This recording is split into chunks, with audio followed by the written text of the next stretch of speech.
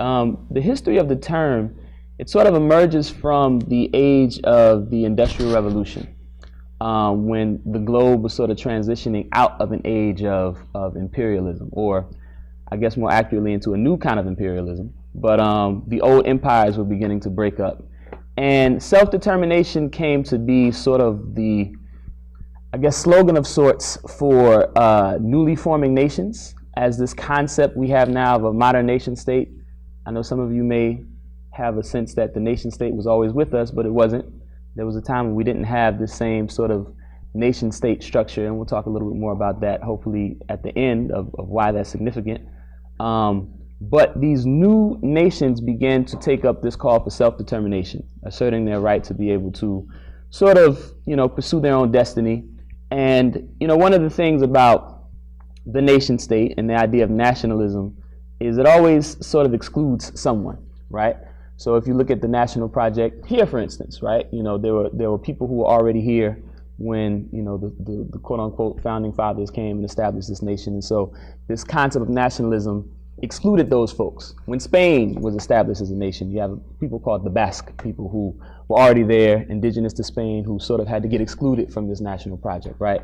So this is some of the sort of baggage of the terminology, but it came to be a term that oppressed people, colonized people often took up. When you had, in the age of anti-colonization, when you had formerly colonized nations gaining their independence in Africa and Asia, in the 20th century, they would also take up this call for self-determination.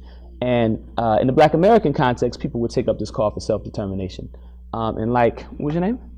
Mona. Like Mona mentioned, it came to have a certain kind of resonance, right, within the Black American community, because we're not talking about a group of people who were trying to establish necessarily a geographical nation. Some folks were, but not necessarily a national project of the type that we saw emerge from Western Europe, right? So this call for self-determination came to be something that had resonance for people who felt that they were being oppressed by these new nations, or maybe we may even call them new empires, to assert their own right to be able to determine their own destiny. And one of the things that I always like to mention when I'm talking to a room full of Muslims is that it's important for you to know, if you're a Muslim in this part of the world, that African American history is your history. Why? Because if you look at the history of Islam in this part of the world, who were the first Muslims here? Well, slaves, but they weren't always slaves. Who were they before they were slaves?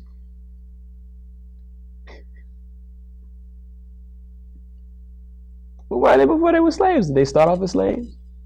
Were they born as slaves?